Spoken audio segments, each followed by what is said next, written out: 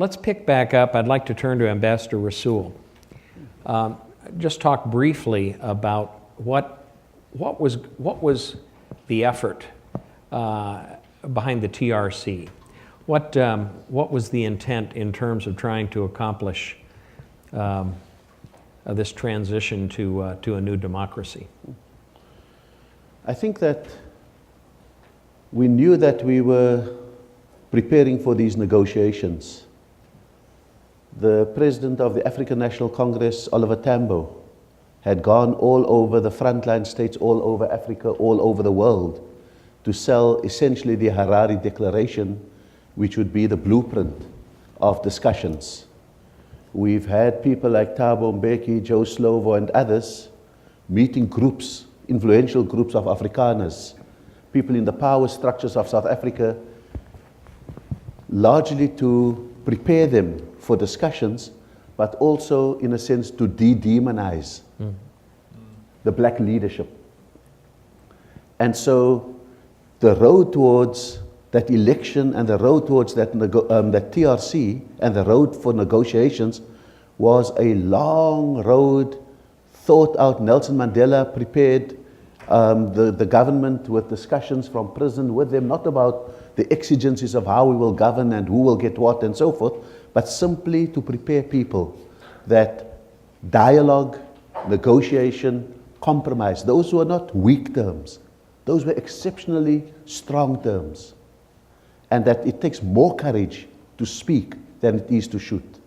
More courage to compromise than it is to enforce your will. And that was the preparatory ground that I think was laid. I had responsibility within the country to, in a sense, prepare the organizations allied to the liberation movement, organizations in civil society, to be prepared for this moment and not to see it as a sellout, but to see it really as the only way forward. And so we sold the Harare Declaration inside the country as well. We had enormous debates, and we could see the unresolved feelings, because there were many mothers, hundreds of mothers, whose children just left and went into exile, and they weren't sure whether these children were alive or whether these children were dead. There were mothers whose children went out on an uprising one day at school, a school boycott.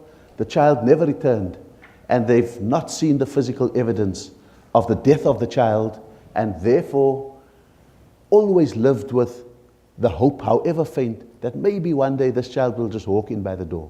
There were so many unresolved feelings, and we needed to find a way in which we could bring some kind of closure, but we also understood that we needed people to find some kind of justice out of the situation. I remember sitting in the African National Congress discussions led by our then First Minister of Justice, Dalla Umar. And he brought to Cape Town, to the Community Law Center at the University of the Western Cape, all the different countries who had tried one or other form of a commission after a conflict. We had the Chileans there who had a truth commission. We had the Argentinians there. We had the people who had the memory of Nuremberg. We had everywhere where people, we brought them all together, and we tried to find out what was the informing paradigm for each one of their ways. And that's where we uniquely married the idea of truth and reconciliation, because we knew that we needed something more than just the truth. Because even in Chile, I think if you look today at the Truth Commission, they need to have Pinochet sorted out today, because that's the terms of their commission. We knew we needed to resolve it in different ways. We dismissed the Nuremberg methodology because, as Albie Sachs said in that meeting, Nuremberg was the justice of the victors, those who gained all the power, and that we needed to avoid that entirely.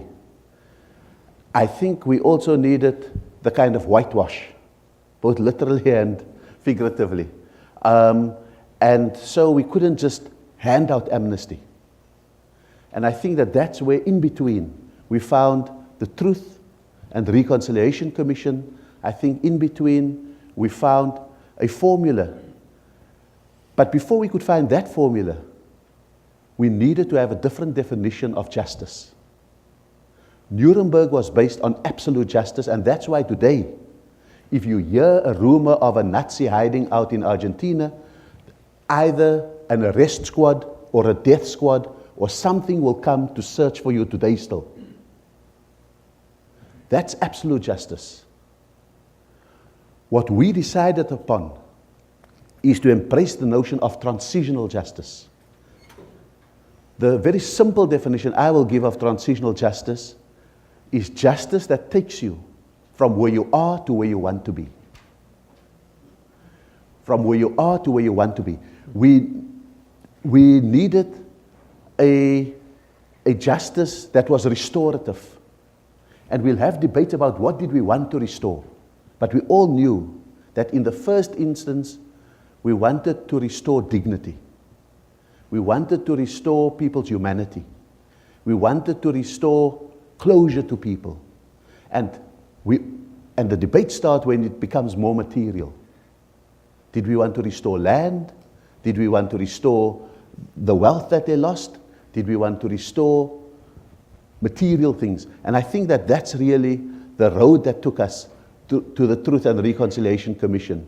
I think we were very fortunate when we looked at this act and Nelson Mandela said, the only person who has the credibility to make this work will be Desmond Tutu. Because he had an unimpeachable morality about him. That he was the one person that both sides could trust in order to pull it off. He could bring his unique personality to this law that we had given him. And we knew that it was going to be a dialectical process because it was a double-edged sword, because he was there to judge not only the white Afrikaner and other oppressors, he was also there to look at things that we may have done wrong in the conduct of our struggle. And the fact that when the report was there, that both sides felt that maybe we should interdict it, I think speaks to the veracity of that Truth and Reconciliation report, because he made us all feel uncomfortable. We may argue whether there's an equivalence between those who perpetrate excesses and evil because they are fundamentally evil, and those, whether the excesses of those who perpetrated wrongs in the pursuit of justice, whether we can have those discussions. But I think at the end of the day, a lot of thought went into it. A lot of the ability of victims sitting on the national executive of the ANC and being the first to have to forfeit their own claim to compensation, their own claim to revenge, their first claim towards some kind of compensation. I think that really was all the emotion, all the thought that went into this Truth and Reconciliation, but it was based on a very pragmatic yet profound definition of justice. And that was the idea of transitional justice. Justice that takes you from where you are to where you want to be. You could have the most ideal vision of justice, but you may forever be stuck in the conflict and mired in the situation that you find yourself in the first place. Father Michael, you testified before the TRC. Tell us about that experience. I think if I could just sort of preface it, the ambassador says absolute justice or transitional justice. I would want to just posit in a slightly different way, while I agree with the transitional justice, but I think, not least in the United States of America, when we say justice, we mean punishment, if not revenge. Retributive justice. Retributive justice. And I think we need to sort of put retributive justice as opposed to restorative justice. There were a number of well-known families, very, very famous families in South Africa who took the commission to the Constitutional Court. And because they said that if amnesty is granted, our right to justice under the Constitution is going to be denied. Because anyone who got amnesty could no longer be civilly or criminally prosecuted. The Constitutional Court, very interesting judgment, they said that it is true that those who get amnesty will not be civilly or criminally prosecuted. But they went on to say that the quid pro quo of amnesty will be reparations, a form of restorative justice. In my own view, and the ambassador can close his ears for a moment, is that our democratic state didn't do well on the reparations issue. It was slow and ungenerous, in the end. But I think something needs to come out very clearly as well. Because our commission had greater publicity than any commission had ever had in the world. I meet many people in the world who say, South Africa, I was at an international conference in Bloemfontein a couple of months ago, and a professor from California said, and of course the first Truth and Reconciliation Commission was South Africa. What nonsense. It was about the 13th. And as the ambassador is saying, the question for us was, how do we move from an oppressive, dictatorial state to a democratic state? So the Truth and Reconciliation Commission needs to be seen as part of that bridge. But if you look at the Latin American commissions, Guatemala, Chile, Argentina, they were set up. They then met in smoke-filled rooms for years. Then they published reports that only PhD students read. One of the things that was unique about South Africa is that our commission, 98, 99% of it, happened in public space. We put a giant mirror in front of our country for nearly 5 years and said, this is what we did to each other. No country in history has faced its past to the degree that we did in the same generation. And that was perhaps the greatest achievement. Having said that, many white people turned off the television, didn't read the newspaper, didn't listen to the radio. And that is partly to do with the same reason that German people kept quiet for a generation at the end of the Second World War. Because part of it was the difficulty of dealing with guilt and shame. Not just what I did, but what was done in my name and on my behalf. Yeah. Now, I gave evidence to the commission, and I was not typical in the sense that 23,000 people came to tell their stories. The vast majority of people to tell their stories were not, as I was, a political activist. We were quite a minority. It was mainly relatives of victims who came. And also, I had already been privileged to tell my story in many places, where for many people who came to the commission, this was the very first time they were listened to and also believed. And I wonder for another point that the ambassador made, that all sides of the conflict came to the commission. And as he said, our sins were also there on the table. And one of the things the commission, and I think the Archbishop was quite magnificent in the way all sides, the vast majority of transgressions were of the regime. But there was a significant minority of transgressions were ours. And the commission, you see, under apartheid, we had inverted the moral order. If you were a professional torturer, you got promoted and rewarded in a golden handshake at the end. And so under apartheid, bad was called good and good was called bad. And so finally someone who was tortured was believed. Not only believed, it was said, what happened to you was wrong. And the Commission very carefully said, there can be no moral equivalence between apartheid, which was a crime against humanity, and those who struggle for freedom. They made that very clear. But however, torture is torture is torture is torture, and is always morally wrong. And in so doing, they helped restore the moral order. And I think for me, I felt giving evidence, and incidentally, I gave evidence in Kimberley Town Hall, where diamonds were discovered. It's a town of all races. The only white person present in this town hall of 1,000 people was the person who accompanied me. The white community was absent in their numbers.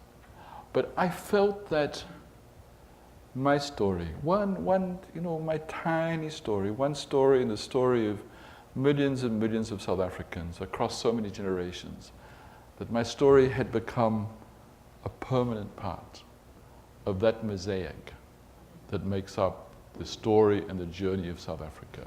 So for me it was an extraordinary privilege to have that opportunity and to be heard by the legitimate representatives of our democratic state. And that was the extra difference from all the other times I told my story. Here was, for the first time, not a perfect state, but a morally legitimate state who was saying to me, it happened to you, and it was wrong. And that played a significant part in my journey of healing. John, you were a participant. You were right there by Desmond Tutu during much of this period, which extended over several years. You also are a journalist, and I know have reflected an awful lot on this experience. What's your take on the TRC and the role that it's played? As a beneficiary of apartheid, I don't like or easily advocate or defend forgiveness. I agree with Tutu. I agree with Antjie Krog, the Afrikaner poet you saw in Karen's film, who thought that whites wasted a huge opportunity. Antjie had she wrote a book called Country of My Skull, and it got turned into a movie called My Country. But don't see that. Read the book. And in that book, she said at one stage, white South Africans can turn off, something like, white South Africans can turn off their television sets, but then they're going to wake up in a country they don't understand. They need to follow the process. So for me, the defense, actually, it's in the area of law that I'm most interested. I was started off in the 70s as a court reporter and followed the courts. And the first thing to emphasize, and I think it's been said, but I want to emphasize how strongly that we were forced into this deal to a certain degree. I mean, there's a generosity of the victims, the generosity of the liberation movements. But part of it was that the old security forces during the negotiations for a settlement had a lot of power. They had a lot of military power. So as the ambassador said, it wasn't Nuremberg, there wasn't a loser, and they could unleash that power. And that's what Mandela and Mbeki, in one of the books, is said to have been particularly concerned about, that if they didn't allow them some kind of amnesty, then the military, who still had power, as you saw on the day of inauguration, the military walls of President Mandela's inauguration, the old military was all in place, that they may have mounted a coup. On the other hand, you had to get this thing through Parliament, and the ANC had the vast majority in Parliament, and they were not going to allow what happened in Chile, which gave, in the initial years, Pinochet a free hand. So I look at it as and I know I've talked before here about how Tutu took it and seized it, but at a very basic level, for me, it was realpolitik. And the person I like to quote on it is Richard Goldstone. Now, Goldstone has been involved in controversies since then with the UN and Israel and Palestine. But during the 90s, Goldstone was probably the South African who knew most about the atrocities of the late apartheid period. He was appointed with the concurrence of Mandela. He was appointed by de Klerk with the concurrence of Mandela during the transition to investigate that violence that Father Michael talks about, of the regime negotiating by day and fighting by night. And so he knew the roots of that violence well. He then went on to head the prosecution at the Yugoslav and the Rwanda tribunals. And Goldstone's take on this, and this is what, having been a court reporter, I very solidly identify with, is that if we had gone for trials a la Nuremberg, we would have had a tiny number of prosecutions and an even tinier number of convictions, because the people who were the victims of the atrocities were dead, the victims of torture, the victims of the killings in detention.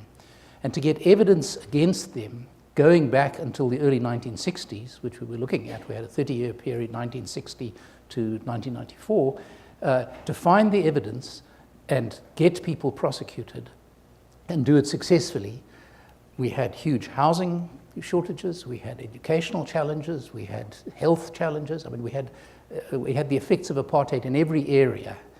And to devote enormous amounts of state funding to mount trials of the number of people who would have needed to be tried, and then to have a lot of people acquitted without enough evidence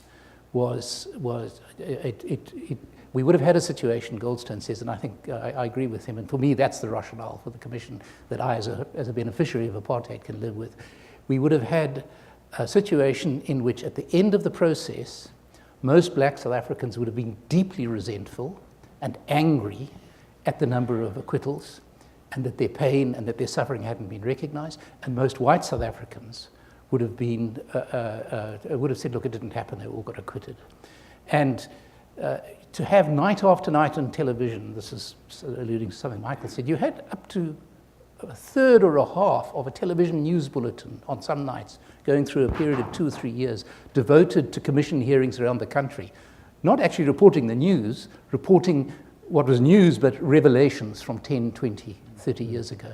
And the effect of an elderly white police general looking like an avuncular grandfather saying to the commission on television, I remember this one in particular, there were people in a part of the country, there were ANC guerrillas who'd been turned by the government, they used to call them Askaris. And the security police thought that some of these people who'd been involved in atrocities were going to turn back to the ANC and go and tell them what was happening, what the death squads were doing.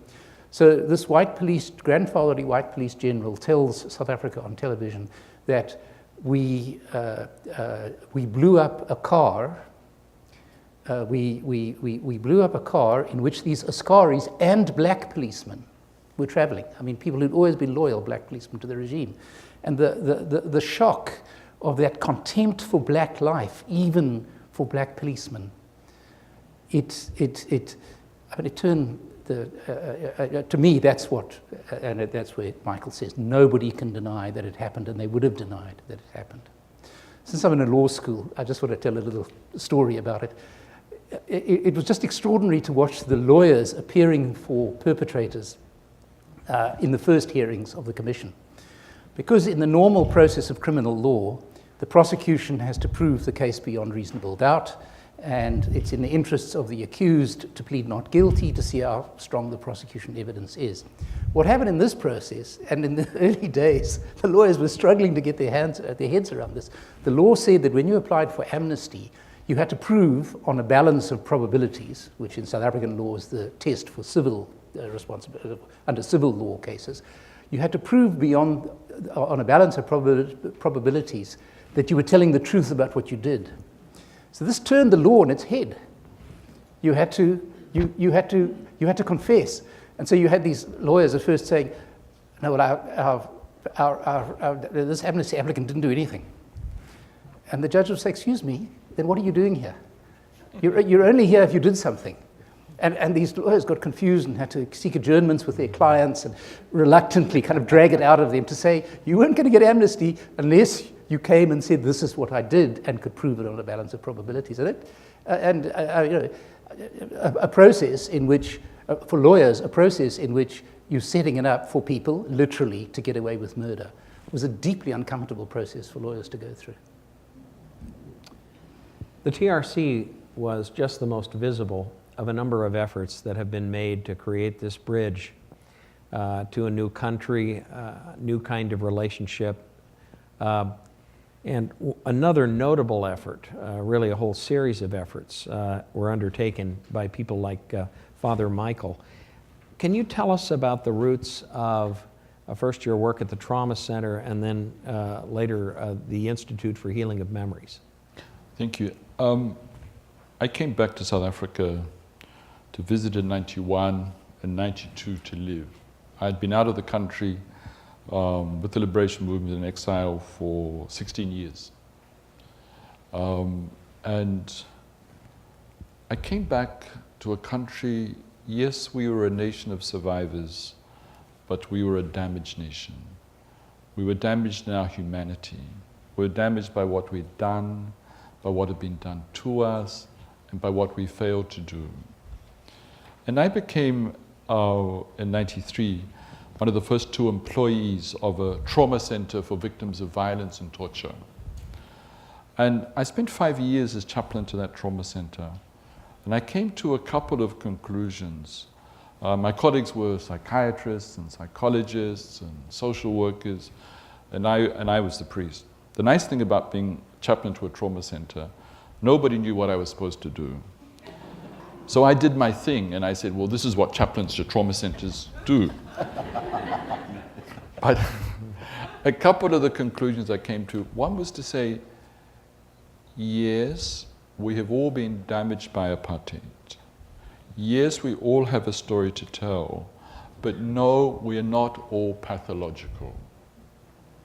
There's a small proportion of people who, because of the terrible things they've either done or been done to them, who will need expert psychiatric or psychological intervention. But there's a vast number of us who are leading functioning lives, but still have unfinished business from the past, still carry stuff in us. You know, usually when we think of a nation, we say, okay, that's politics, sociology, economics. We think of the individual psychologically, sexually, emotionally, spiritually. But we don't often think about how is the national story, the national journey, and even what happened to my parents and grandparents, how has that affected me personally? What have I got inside me? And the other conclusion was that it seemed to me we were in danger, if there's such a word, of over-expertizing the response to human pain. And my point is not about devaluing the role of the expert. It's the fact that we undervalue the wisdom of the ages, the wisdom of our cultures and faith traditions. And we were part of the conversation leading to the Truth and Reconciliation Commission. And some of us began to say, before the commission even started, how many people will come to this commission? Well, the answer, we know the answer now, 23,000 told this story. 7,700 asked for amnesty, of whom about 10% got amnesty. But my question was, what about the rest of the nation? You know, you asked Ambassador Rasool at the beginning about his experience of forced removal, under which 3.5 million people were forcibly removed. Not one of those stories qualified to come to the commission, which is not a negative comment about the commission, because the commission said we're going to deal with torture, murder, attempted murder, what they call severe maltreatment. So the point I'm making is there were millions of South Africans with extremely painful and traumatic stories. And it seemed to me that we would not create a very nice nation if we didn't deal with what we had inside of us. And that was the thinking that led us to start a process that we called the healing of the memories. But I just want to make one other comment about the Truth Commission. I think that relates to our Westerness. There's a point in one of the films where Archbishop Tutu talks about, he doesn't use the word promoting, it's another word he uses, but he's saying the commission wasn't going to do reconciliation. It was going to promote it. I forget the exact Sorry? He used the word process. Process was another word before that. Sorry? Not achieve, but promote. Promote, yes. But see, the danger, and it, as I say, it comes from our kind of Westernness, that we thought, well, let's have the Truth Commission for however long it would take. And in the end, it took about 5 years. And then we can tick that off. But, you know, I was saying in New York the other day to US audiences, have the issues of the Civil War fully been resolved in the United States of America? What exactly? You just laugh. But people say to us as South Africans, 94 we became a democracy. Have you sorted South Africa out? Dream on, dream on. So the point I'm making is that the journey of healing is an intergenerational journey that will take several generations. And what we're seeing in South Africa today is in the landmines that the ambassador speaks of are popping up here and there because we are at the beginning. And I'm saying we need a new language to speak about our trauma and our pain. But if I could gratuitously say, in this country, there's a psychosis of war. And unless the United States deals with its trauma, it's also not going to create a very nice society. Because I'm bringing in the way to which South Africa, I believe, is a mirror to the United States of America. And we need to look into the mirror of South Africa and see the United States. Because I think in it we can see the challenges of this nation. But you know, the beauty of the process is that we all sit with our pain, but we all compare our pain all the time. So when you've been in prison for a year and been tortured and been solitary confinement, you don't dare to go to the Truth Commission to speak about it because Nelson Mandela was in prison for 27 years. When you were beaten on the streets of Athlone and tear gassed and shot with rubber bullets or with live bullets but survived, who are you to take that to the Truth Commission when Hector Peterson was killed in Soweto? And so we have created almost an elite of heroes, and subconsciously a definition of a threshold of what qualifies you to feel pain.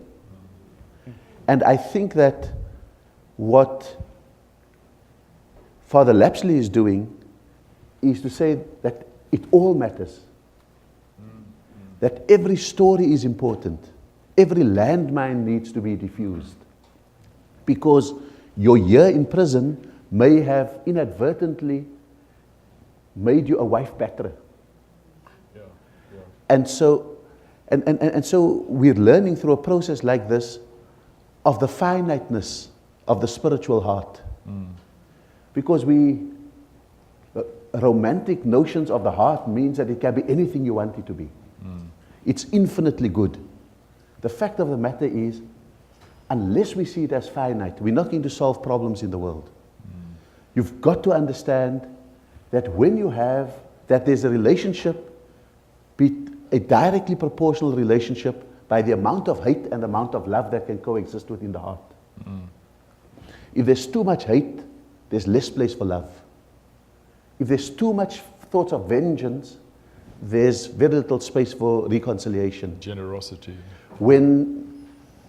And so I think that when you are when your heart is filled with turmoil, there's less place for peace. And so in a sense, I think that what has been forced to public dramatization in South Africa, I think is unspoken and maybe unrealized and completely unconscious in a country like the United States. How much of its spiritual heart is filled with turmoil, and therefore there's so little space for generosity and peace in the world. How much of the heart is filled with fear, and therefore always the preparation to mitigate the fear,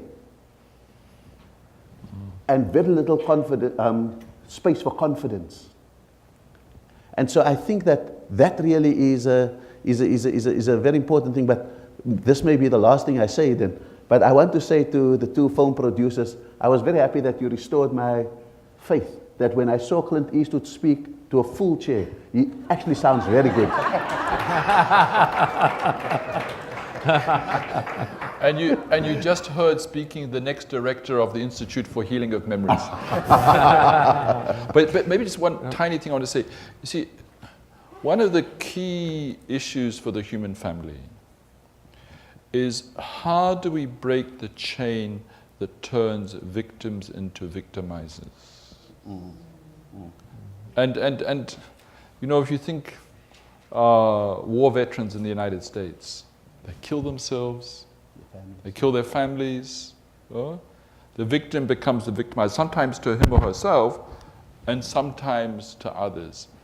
And this is a fundamental question for nations, communities, and individuals. Because I would assert that if terrible things happen to individuals, communities, or nations, there's a cycle of victims who become victimized, who become victims, and there's an interplay between the nation, the community, and the individual. Or you move towards victory. And victory is about, in a sense, not in a militaristic sense, but in the sense of taking back agency. And I agree with those who said maybe the Archbishop came with the forgiveness sermon too soon to Rwanda. Because what the people were calling out for, can you acknowledge our pain? And sometimes we're too quick to preach forgiveness. We should rather shut up and give people a loving embrace and hear their pain. And that often is the first step on a journey which later may include forgiveness. And the last thing to say about forgiveness is we often speak as if it's something glib and cheap and easy.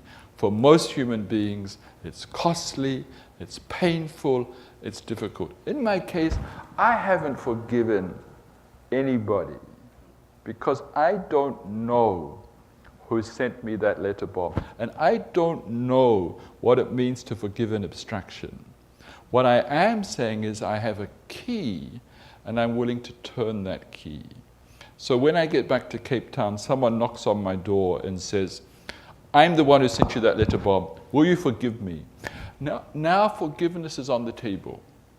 What do I say? Yes, no, not yet. Or, excuse me, sir, do you still make letter bombs? He says, no. Actually, I work around the corner from you at the Children's Hospital. Will you forgive me? Yes, sir, I forgive you. And I would prefer, personally, that you spend the next 50 years working in that hospital rather than be locked up in prison. Because I believe 1,000 times more in the justice of restoration than the justice of punishment. But then when we drink tea together, I might say, well, sir, I've forgiven you, but I still have no hands. I still only have one eye. My eardrums are still shattered. I'll always need someone to assist me for the rest of my life. Of course, you will help pay for that person, not as a condition of forgiveness, but as part of reparation and restoration and the ways that are possible. You know, sadly, we have very little time left, and I'm pleased that in this recent discussion, we've anticipated a number of the questions that have come from the audience. So I'm thankful for that. We began today with the Wilsons' wonderful film, which I know we all very much appreciated. And you were in South Africa in 2009, so you had an opportunity to really see the country as it presently is. You talked to people about their experiences and continue to, their reflections on their experience. What did you learn? Okay. Just as a preface, last week I heard a talk by a psychologist who said that, how do you know that you're loved? And there was a study done on how people know that they're loved, and the number one thing was when they're heard. And so, you know, I think you all gather the significance of that in relation to the Truth and Reconciliation Commission. I'll start by saying that as the producer of the film, Michael's director, writer, also producer, but he had to spend a lot of time preparing interviews and talking to the DP, and I spent a lot of time with the crew. And they showed me, apart from what I learned from our amazing interviewees, the crew is really a cross-section of what's going on now for many people in South Africa who served in the army. Our producer there, the main producer, because all the people were drafted, they had to serve 3 years, I believe. And most of our crew were in their mid-40s, which meant they were in the army in the 1980s, which was a very turbulent time. Our main producer spoke Xhosa, which is the tribal language of Mandela, and he was drafted into the army. Most of these men either had the choice of leaving the country or going to jail if they did not want to be drafted, and most people didn't take any of those alternatives. So Murray, our main producer, is driving through a mob in a township where people spoke Xhosa, and the army vehicle was surrounded by an angry mob, and they started rocking the car, and they were going to overturn it, set it on fire, whatever. And Murray's commanding officer said, "Shoot." And instead, Murray rolled down the window, stuck out his hand, and started speaking in Xhosa. "Hello, my man, how you doing?" And the crowds parted, and they were let through, because he'd extended a hand of friendship and relationship. And of course, he was then sent to the hinterlands to peel potatoes, because he was considered insane for what he had done. And he there trained young black men in the bushes behind the compound how to use weapons. And luckily didn't go to jail for that. The other person on our crew was a sound man who was in an office somewhere, so he didn't see any action, so he was kind of neither here nor there. The third person on our crew was called a fixer, and although he was happy that there was no more apartheid, he had been a sharpshooter with the police during the apartheid era. And when we went to interview Trevor Manuel, who's now the Minister of Finance, he didn't appear in the movie, and he was a freedom fighter, a member of the ANC. Our fixer after the interview said, "Oh my God, I can't believe we were just talking with Trevor Manuel. I was sent to assassinate him back in blah, blah, blah, and he took another route and we missed him." So that particular person, when we went to interview some people at the Apartheid Museum, he got to see for the first time that the people he thought were terrorists and a danger to his country were actually freedom fighters. And not only was that a revelation to him, but he had a post-traumatic stress incident, and he started smelling human flesh and burning tires, and he had to run out of the museum. So, and the last person on the crew was a young man in his early 20s of mixed race who had, I think apartheid ended by the time he was in elementary school, and he had all of the privileges of being able to be an up-and-coming television cameraman, director, and didn't have any of those traumatic experiences. And one thing that I learned was that a lot of the white soldiers who had been drafted carried a lot of trauma. Now, the one who, shook the hand and trained ANC people felt he had done something good, but most of the people had a lot of shame. The head of, one of the heads of the Nelson Mandela Foundation came up to me privately and said, I hide the fact that I was in the army. He's a white man. He said, I've hid it for 17 years because I feel so guilty. And Adrian Vlok, who was a Minister of Information, who was in our film, who Law and Order, who came clean at the Truth and Reconciliation Commission, said to me privately, said, I think there's another Truth and Reconciliation Commission that needs to happen, and that's the generals of the army and the upper echelon officers to the rank and file men, because they were asked to do things that really made them feel like terrible human beings, and they carry that trauma. So, there's a lot of, as Father Michael said, a lot of unresolved issues. And before I just turn it over to my brilliant husband director, one of the people in the film, his name was Tembi, and he's shown briefly, he has a computer center. It was in the middle of a township, the classic horrendous South African township. And he was running a computer center, and I asked him if he would like to speak to us today through a statement, and I'm giving you a very abbreviated form of what he wrote, but if it takes a minute to read. his computer center, he says, we are now operating with, that's the name of his computer center, from a community facility which provides more space than my shack house could, thanks to this community, as the space is provided to us free of charge. There's also great hope around my shack, as Cape Peninsula University of Technology students will assist us to build a sustainable house. The house will be built on sandbags, 100% solar, rainwater collection, gray water usage, community garden, etc. It will be a model house for sustainable housing development. Now, I think we should all learn something from that, by the way. This is a community leader, and this is where he's going from the shack that was shown in the film. His daughter was accepted at the Oprah Winfrey Leadership Academy. But here's what he wrote that really pertains exactly to this. South Africa has done a lot of wonderful things at the political level. Those political achievements have had great influence at many levels of society, including an economic level. However, there are a lot of contradictions in our country. These contradictions can be seen in the inequalities that exist and the social ills that are endemic. Today, South Africa is the most unequal society in the world. Unemployment is at its highest in history. More than a quarter of those seeking jobs are unemployed, despite the stable economic growth. We have enormous problems that could be solved by our achievements, but are not, such as the highest levels of HIV-positive people, drug-resistant TB, poverty, etc. Most of all, this is very much along racial lines.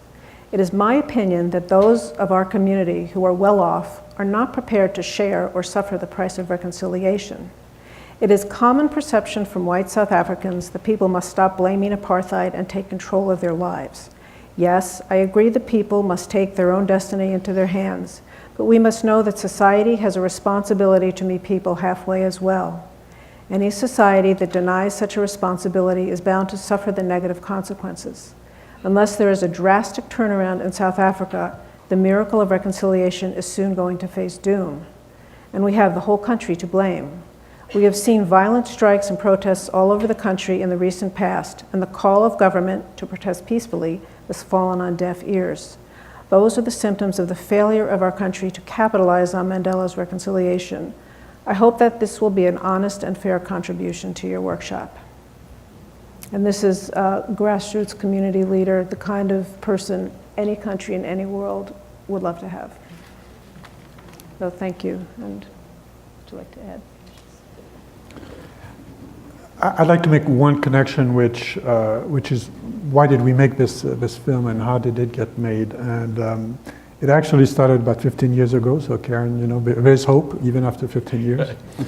And I think it really started when we did a film about the Dalai Lama called In Search of Kundun. And in that film, Dalai Lama spoke very eloquently about the spirit of reconciliation, forgiveness and the spirit of reconciliation.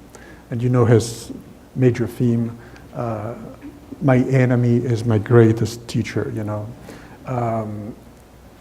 When we presented, so we filmed him in Dharamsala, it was 1996 or 1997. A year later, we met him in New York and brought him a copy of the film. And he received us in his room, and almost his first question was, what is your next project now? And I kind of blurted out the spirit of reconciliation. It's something you've spoken so strongly about that I think that needs to be explored. And he said, oh, that's a good idea. Have you met Nelson Mandela and Desmond Tutu? Because I think that's where that movie should start, you know, because it all started in India, and then he talked about Gandhi. And then he literally started casting a documentary about reconciliation, but then it became like a mini-series, a fresco, a saga of, on every continent, the key figures, and even we talk about Martin Luther King and Aung San Suu Kyi in Burma, et cetera, et cetera. And at the time, I tried to conceive a sort of mini-series that would look at reconciliation, how it can be implemented in various countries, from Ireland to Chile, from South Africa to even Timor, et cetera. And couldn't get it financed. Nobody was really interested. It was too big, probably. And not easy to carve it into a story that people could follow easily. And then what happened is that Clint Eastwood decided to do Invictus. And when I heard that, I'd known Clint for many, many years, done a documentary on him, with him, etc. Wrote a book about him and so on. And I realized that that might be an opportunity, that might open the door in South Africa. And I asked him if he would be interested in us filming in parallel to his film, our own documentary, but we wouldn't be dealing with the actors, we'd be dealing with the real people. I said, oh, great idea. And that opened the doors of the Nelson Mandela Foundation, which then really helped us contact all the key people that we wanted to talk to. And that kind of allowed the fact that Clint also allowed to, said you can use any footage of my film that you need for your own story. And I needed some of that footage, especially the famous rugby game, the World Cup of 1995.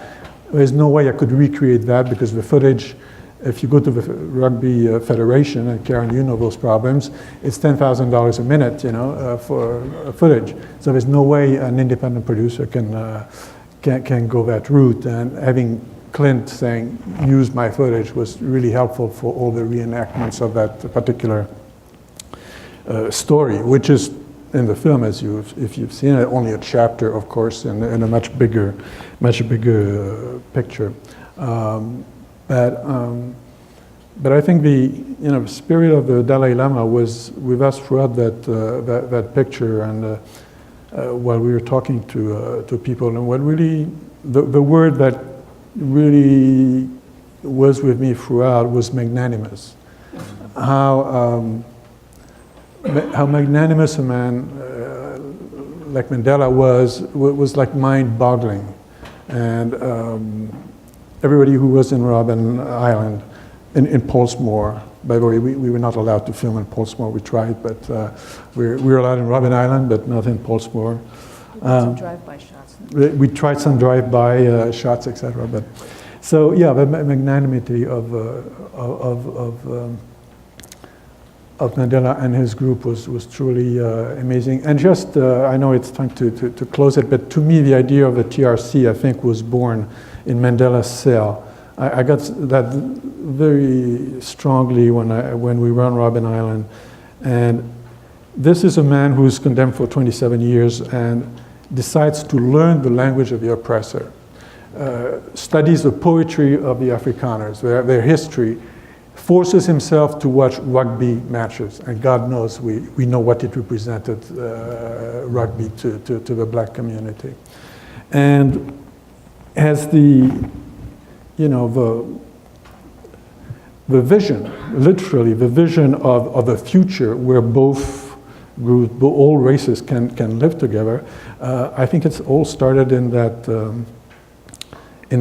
cell, and I think I hope the film pays homage to that spirit that Mandela.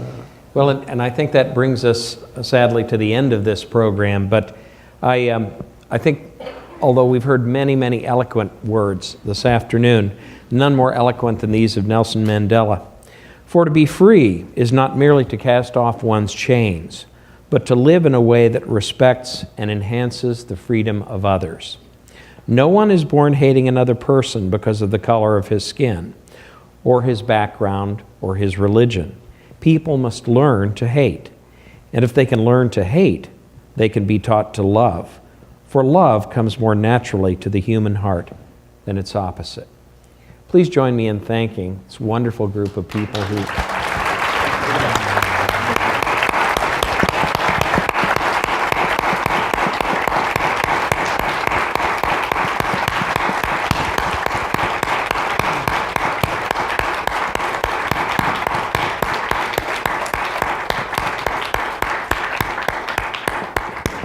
And we hope you will come again to Pepperdine soon. Thank you.